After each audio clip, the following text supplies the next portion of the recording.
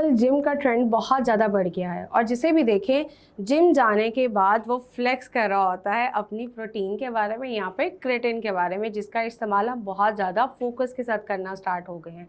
But जहाँ gym जाते हुए हम अपनी डाइट का ख्याल रख रहे हैं, अपनी सप्लीमेंटेशंस का ख्याल रख रहे हैं, वहीं हम एक बहुत बड़ी मिस्टेक्स कर रहे हैं। वो क्या कि हम अपनी हाइजीन को अवॉइड कर रहे हैं। हम हाइजीन को निगलेक्ट करते हैं। तो क्या ये हाइजीन को अवॉइड करना, निगलेक्ट करना हमारे लिए सेहतमंद हो सकता है? आज इस टॉपिक पे बात करते हैं। हमारे साथ हैं डॉक्टर ज़रियाब और मैडम से बात करते हैं कि क्या इस तरह से हम अपनी हेल्थ को, अपनी सेहत को अच्छा कर रहे हैं या कहीं ना कहीं वो मुतासिर हो रही है। इसके पीछे क्या रीज़न है? अस्सलाम वालेकुम, कैसी हैं आप? अल्हम्दुलिल्लाह, आप कैसी हैं? अल्हम्दुलिल्लाह।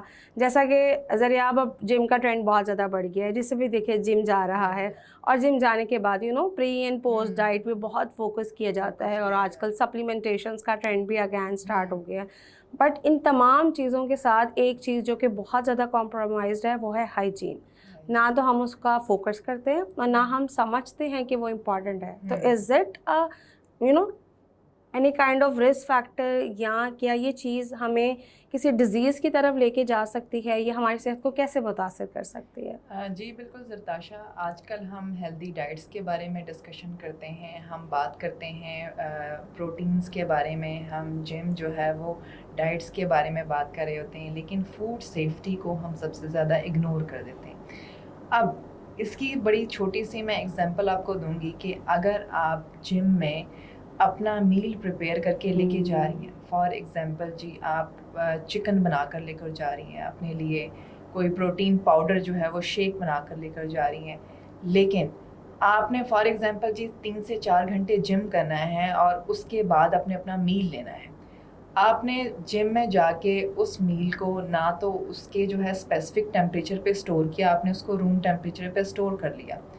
रूम टेम्परेचर पे स्टोर करने में माइक्रोब सबसे ज़्यादा जो है वो अट्रैक्ट होते हैं। उसके बाद जब आपने खाना खाना है तब तक आपके खाने में काफ़ी माइक्रोब्स एंटर हो चुके हैं, आपने वो कंज्यूम कर लिया, आपने सोचा कि आपने जो वर्कआउट किया उसके अकॉर्डिंग आपने अपनी रिक्वायरमेंट प्रोटीन ले ली, लेकिन आपने ये तो देखा ही नहीं कि जो है उस प्रोटीन जो सोर्स आपने लिया है उसमें कितने वायरस और बैक्टीरिया चले गए हमें, ठीक है। और उसके खाने के बाद आप बीमार हो जाती हैं। क्यों? क्योंकि ऑटोमेटिकली जब वायरस और बैक्टीरिया काफ़ी अमाउंट में आपकी बॉडी में जाएंगे तो रिजल्ट में आपको फूड पॉइजनिंग या फूड बॉर्न इलनेस हो सकती है।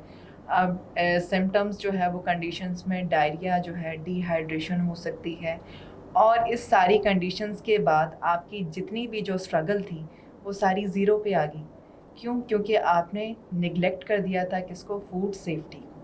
ये एक बड़ा मेजर फैक्टर है जिस पे जो है वो, सिर्फ मैं जिम के अकॉर्डिंग ही इस चीज़ को नहीं कहती, ये हर स्टेप पे, हर जो है वो कह लें कि हर प्लेटफॉर्म के लिए, हर हेल्थ जो है वो डोमेन के लिए फूड सेफ्टी सबसे ज़्यादा ज़रूरी है।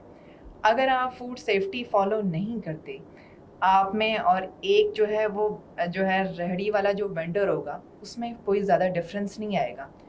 क्यों? क्योंकि उसने जो है वो फूड प्रिपेयर किया हुआ है अनहाइजीन तरीके से, उसने उसको रोड पे डिस्प्ले किया हुआ है अनहाइजीन तरीके से, और आप किचन में वही चीज़ अगर फॉलो नहीं कर रहे तो आप उस खाने से भी, घर के खाने से भी बीमार होंगे। बाहर के खाने से तो हम होते ही हैं, क्योंकि उसमें तो बहुत ज़्यादा जो है वो अनहाइजीन प्रैक्टिस चल रही होती है।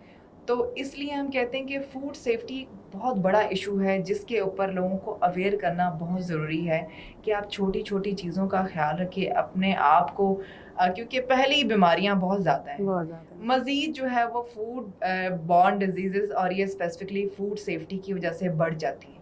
और इसको ओवरकम हम किस तरह से कर सकते हैं? सिर्फ लोगों को अवेयर करके, उनको ये मैसेज डिलीवर करके कि आप अपने घर में कैसे छोटी छोटी चीज़ों के अंदर फूड सेफ्टी को फॉलो करके अपने आप को हेल्दी रख सकते तो जनाब, जिम तो ज़रूर जाएं, सप्लीमेंटेशंस और डाइट का भी ख्याल रखें, लेकिन उसके साथ साथ याद रखें कि अगर आप फूड सेफ्टी का ख्याल नहीं रखते तो आपकी वो जो ढेर सारी स्ट्रगल है pre and post gym diet के ऊपर, वो फिर आपके काम नहीं आएगी। तो इसीलिए अपनी फूड सेफ्टी और अपनी हेल्थ को दोनों को फोकस करें, अपना और अपने घर वालों का बहुत ख्याल रखें।